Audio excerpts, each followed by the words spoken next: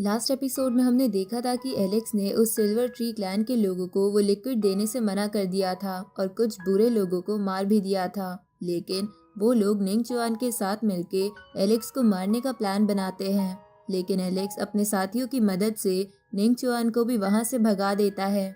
जिसके बाद वो हेवेनली डाइटी ट्री लेने आ गया था जो एलेक्स के साथ चलने के लिए तैयार था, पर वो ट्री उसे यूनिवर्सल लैंड ढूंढने के लिए कहता है। तो एलेक्स यूनिवर्सल लैंड ढूंढने के लिए निकल गया था जहां उसे एक लड़की मिली थी जिसके हाथ में एक पर्ल था। अब आगे तो इस एपिसोड की शुरुआत में एलेक्स को वो लड़की कहती है कि क्या तुमने मुझे पहचाना नहीं। ये सुन के एलेक्स उस पर्ल को ध्यान से देखता है और उसे याद आता है कि ये तो फॉक्स गर्ल के जैसा पर्ल है। इसलिए एलेक्स समझ चुका था कि ये फॉक्स गर्ल है जिसने रूप बदल रखा है। उसी वक्त फॉक्स गर्ल एलेक्स पर अटैक करके उसकी पावर टेस्ट करती है जिसे एलेक्स बड़े आराम से रोक लेता है। जिसे देखकर फॉक्स गर्ल अपने मन में सोचती है कि इसके पास इमोर्टल ऑरा है, वो भी 3-3। ये लड़का सच में काफी ताकतवर हो गया है और मुझे लगता है कि फ्यूचर में कुछ ही लोग इसका सामना कर पाएंगे। इसके बाद वो एलेक्स से कहती है कि भुक्कड़ एलेक्स, क्या तुम यहाँ इस जगह पर मुझे नुकसान पहुँचाने आए हो। इस पे एलेक्स कहता है कि तुम्हारी हिम्मत कैसे हुई मेरी इंसल्ट करने की।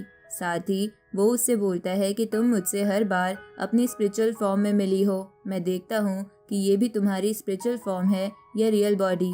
अब ये बोल के वो फॉक्स गर्ल को पकड़ने की कोशिश करता है, पर फॉक्स गर्ल साइड में हटके एलेक्स से कहती है कि लास्ट टाइम जब हम मिले थे तब मैंने तुम्हारी सेटिंग जेसिका से करवा दी थी, क्या वो तुमसे गुस्सा है जो तुम मेरे पीछे पड़ गए हो।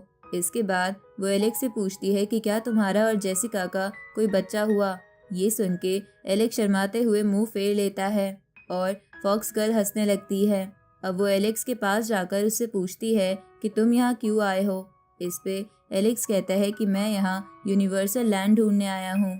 इस पे फॉक्स गर्ल कहती है कि अच्छा ये बात है, मुझे लगा कि तुम यहाँ ब्लड सोक्ड कॉलड्रोन की तलाश में आए हो। इसके बाद वो एलेक्स के पास जाके उससे कहती है कि ब्लड सोक्ड कॉलड्रोन बहुत ही बड़ा है और उसमें काफ़ी ज़्यादा स्पिरिचुअल एनर्जी है जिसकी वजह से वो बहुत कीमती बन जाता है।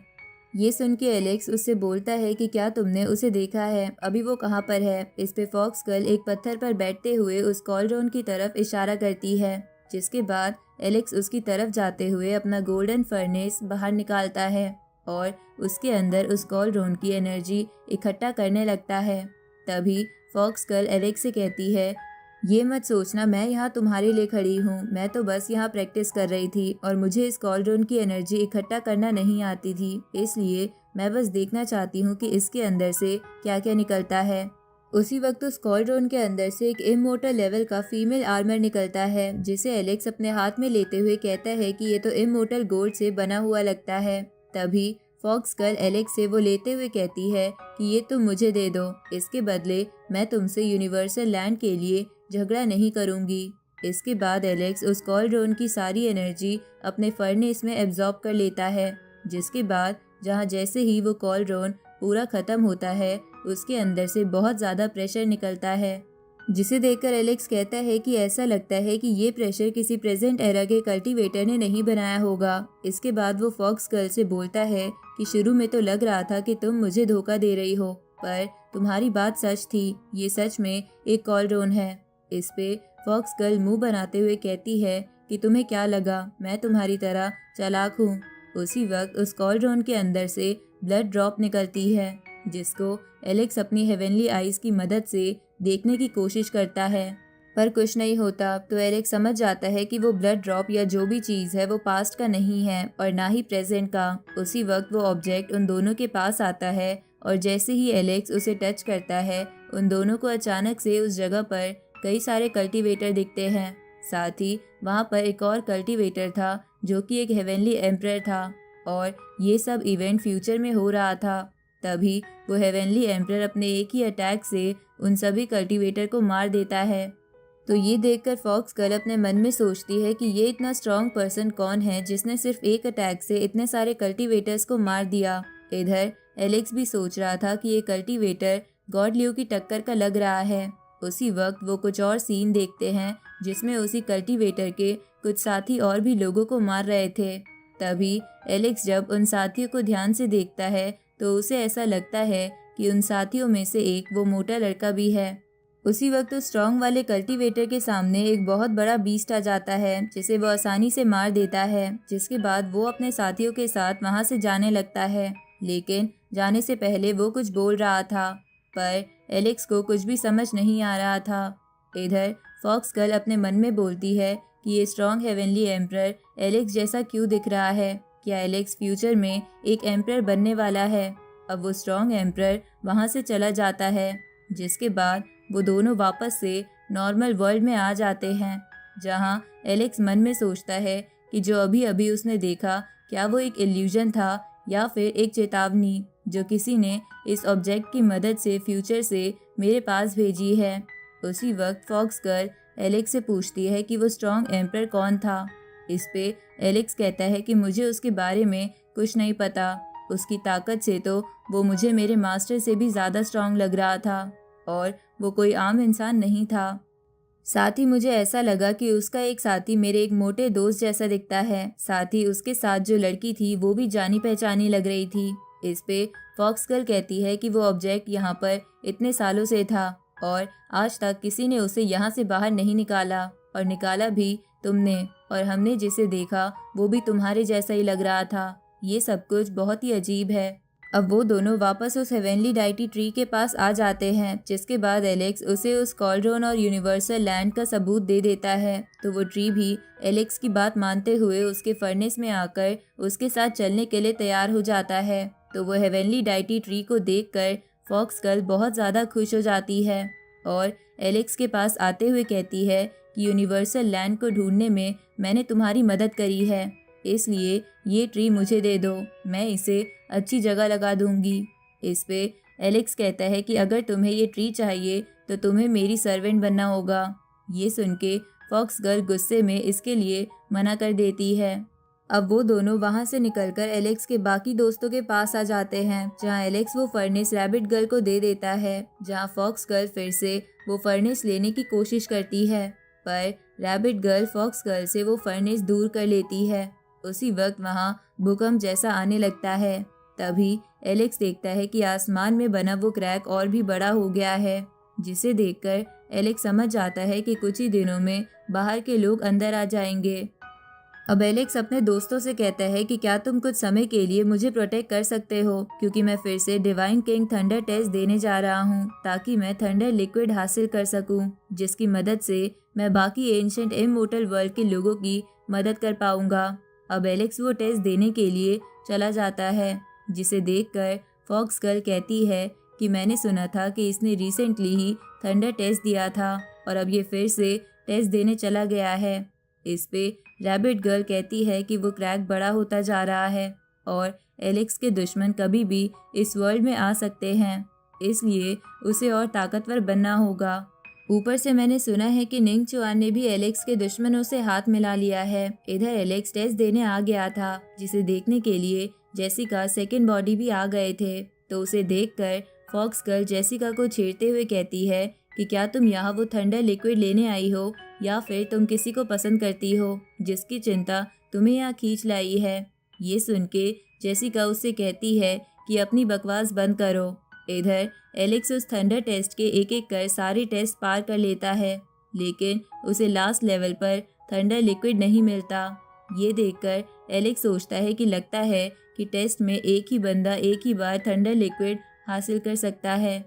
उसी वक्त एलेक्स देखता है कि कोई और भी थंडर टेस्ट दे रहा है, तो एलेक्स उसे अपनी हेवनली आई से देखता है और उसे पता चलता है कि वो और कोई नहीं बल्कि निंग चुआन है, जो सारे लेवल पार करके थंडर पूल के पास आ गया था और थंडर लिक्विड इकट्ठा कर रहा था। जहां ऐसा करते हुए वो बोलता है कि एक बार ये थंडर लिक्विड हासिल करने के बाद मैं हुआंग से कम्पीट कर पाऊंगा और उसके बाद शायद उसका घमंड टूट जाए।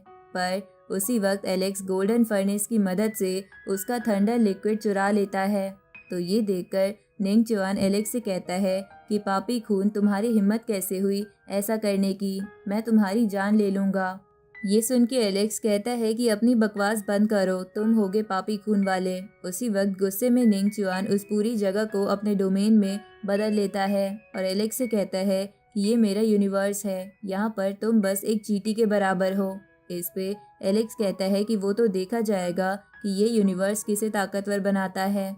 अब ये बोल के एलेक्स निंग चुआन पर कुछ घोस्ट फ्लावर से अटैक करता है, जिसे निंग चुआन कई सारे पत्थरों की मदद से ब्लॉक कर देता है और फिर वो एलेक्स पर एक बड़ी सी तलवार से अटैक करता है, जिसे रोकते रोकते एलेक्स बहुत पीछे आ जाता है। तभी वो अपनी हाथों की ताकत से उस तलवार के टुकड़े टुकड़े कर देता है। ये देखकर निंग चुआन वहां से भागने लगता है, पर एलेक्स उसका पीछा कर रहा था। उसी वक्त वो निंग चुआन को लात मार के दूर फेंक देता है, तो निंग चुआन अपना हेवनली ड्रैगन बाहर निकालकर एलेक्स पर हमला करता है। तो एलेक्स भी ऐसा ही करता है। जहां उन दोनों के बीच की वजह से निंग चुआन का वो डोमेन टूट जाता है, साथ ही निंग चुआन को बहुत दर्द भी हो रहा था। तभी एलेक्स अपनी बाइजू स्काई नाम की टेक्निक से निंग चुआन पर हमला करता है, पर निंग चुआन अपनी बीस्ट की ताकत से एलेक्स पर हावी हो रहा था। तो एलेक्स अपनी पावर में थंडर लिक्विड मिला देता है और निंग चुआन के अटैक को नाकामयाब कर देता है। ये देखकर निंग चुआन कहता है कि तुम मेरे ही थंडर लिक्विड को मेरे खिलाफ इस्तेमाल कर रहे हो, तुम्हारी ऐसा करने की हिम्मत कैसे हुई, मैं तुम्हें मार दूंगा। इधर फॉक्स गर्ल ये सब देखते हुए अपने मन में कहती है कि जब एलेक्स टेस्ट दे रहा था तब मुझे पता चल चुका था कि वो स्ट्रांग है, पर मुझे ये अंदाजा नहीं था कि अब 6 क्राउन प्रिंस भी उसका कुछ नहीं बिगाड़ सकता। इधर जेसिका भी सोच रही थी कि एलेक्स सच में काफी ज्यादा ताकतवर हो गया है, क्या वो फ्यूचर में एक अनबीटेबल लेजेंड बन जाएगा। इधर निंग चुआन अपना एक वेपन बाहर निकाल लेता है, तो उसे देखकर एलेक्स भी अपनी तलवार निकाल लेता है, जिसके बाद वो दोनों अपने वेपन से लड़ने लगते हैं। जहां लड़ते लड़ते निंग चुआन एलेक्स से कहता है कि तुम अपने पूर्वजों की तरह हो जो बिल्कुल बेशरम थे, इसलिए तुम्हें मारना बहुत जरूरी है। इस पे एलेक्स निंग चुआन से कहता है कि तुम्हें अभी शायद समझ नहीं आया कि तुम मुझे नहीं हरा सकते, इसलिए तुम्हें आज मारना बहुत जरूरी हो गया है। अब एलेक्स निंग चुआन की तरफ अपना ड्रैगन भेजता है, जिसे निंग चुआन अपनी वेपन की पावर से रोक देता है। तो एलेक्स अपने गॉड ल्यू के टेंटिकल्स की मदद से निंग चुआन को पकड़कर उसे किक मारता है, जिसे निंग चुआन अपनी हैंड बोन्स की मदद से रोक लेता है। इधर रूबी भी ये सब देख रही थी, जहाँ ये सब देखकर वो अपने मन में बोलती है कि एलेक्स इतना ताकतवर हो गया है कि अब उसके सामने 6 क्राउन प्रिंस भी कुछ नहीं है।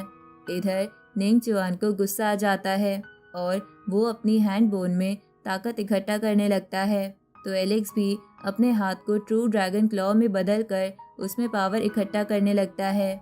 इसके बाद वो दोनों एक दूसरे पर हमला करते हैं, जहां ऐसा करने पर बहुत बड़ा धमाका होता है, जिसकी वजह से उन दोनों के अटैक बराबर हो जाते हैं। इधर एलेक्स अपने मन में बोलता है कि इसके पास जो बोन है वो बहुत स्ट्रांग है, जो उसने मेरे ड्रैगन क्लॉ को भी नाकामयाब कर दिया। इधर निंग चुआन के मुंह से खून आ रहा था, तो एलेक्स उसे देखकर कहता है कि लगता है तुम्हारी बॉडी उस बोन की ताकत को झेल नहीं पा रही है। इस पे निंग चुआन कहता है कि मेरी बॉडी में तुम्हें मारने के लिए काफी ताकत है। अब निंग चुआन अपनी हैंड बोन को बड़ा करके एलेक्स को पकड़ने की कोशिश करता है, पर एलेक्स अपने चारों तरफ शील्ड बना लेता है, जो उस हैंड बोन की वजह से टूट जाती है। लेकिन एलेक्स के 3 इमोर्टल ऑरा उस बड़ी बोन के अटैक को खत्म कर देते हैं। इधर निंग चुआन बहुत ज्यादा इंजर्ड हो चुका था, तो ये देखकर एलेक्स बोलता है कि मैंने कहा था कि तुम मुझे नहीं मार सकते। अब एलेक्स अपनी तलवार को बड़ा करते हुए निंग चुआन पर अटैक करता है। उसी वक्त निंग चुआन उस अटैक को रोकते हुए उस क्रैक की तरफ देखता है, जिसके बाद वो उस क्रैक की तरफ जाते हुए उस पर अटैक करके उसे बहुत बड़ा कर देता है और उसकी मदद से वहां से भाग जाता है। तो एलेक्स भी उसका पीछा करने के लिए बाहर जाने लगता है, पर एलेक्स के दुश्मन एंशिएंट इमोर्टल वर्ल्ड में आ गए थे। लेकिन उसी वक्त एलेक्स और बाकी सारे स्टूडेंट अचानक से किसी और जगह पर आ जाते हैं, लेकिन वहां पर भी कई सारे लोग एलेक्स को मारने के लिए पहुंच गए थे। अब इसी के साथ ये एपिसोड यहीं ख़त्म होता है।